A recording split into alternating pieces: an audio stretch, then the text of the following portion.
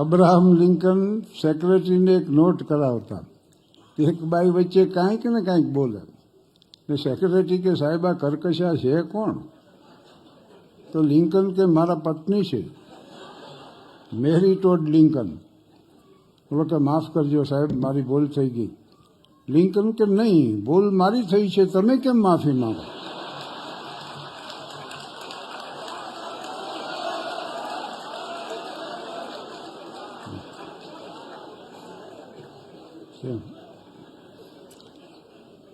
અને જીવનમાં સાહજિકતા આટલી હોવી જોઈએ. હેનરી ફોર્ડે એના સંસ્મરણમાં લખ્યું છે, સવારનો સમય હતો, સામે રસ્તો હતો, ખુશનુમા વાતાવરણ હતું, મારી કાર લઈને હું નીકળી પડ્યો ફરવા માટે, પણ કારના અવાજમાં માંડ્યો ફેર પડવા.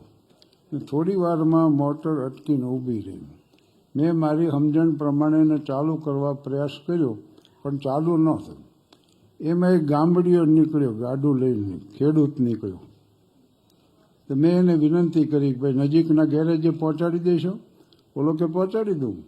એણે ગાડામાંથી દોરડું કાઢીને હેનરી ફોર્ડની કાર બાંધી દીધી ગાડા વાહે, અને ઢળીને ગેરેજે લઈ ગયો. ઓલે રિપેર કરી દીધી. ફોર્ડે એનું બિલ ચૂક્યું ને આ ફાર્મરને $10 નોટ આપી. બોલો કે ના સાહેબ મારે નથી જોતા. તો કે નહીં, લ્યો ને લ્યો. તોય એને ના પાડીને એટલે ફોર્ડે કીધું કે ભાઈ સંકોચ ન રાખો, હું હેનરી ફોર્ડ છું, ફોર્ડ મોટર કંપનીનો માલિક. તો ઓલા ખેડૂતે શું કીધું ખબર છે? સાહેબ તમે ગમે હો, હું એટલું સમજો કે ફોર્ડ આવા ઠોઠા લઈને ન નીકળે.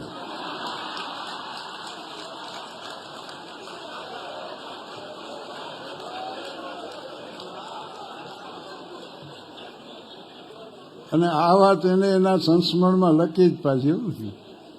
હેનરી ફોર્ડ ઉતરે ને હિથ્રો એરપોર્ટમાંથી, તો કાઉન્ટર ઉપર જઈને કે ભાઈ સસ્તી હોટલોની યાદી આપશો. બોલો કે સાહેબ એ ઓળખી ગયો તરત કે આ તો હેનરી ફોર્ડ છે.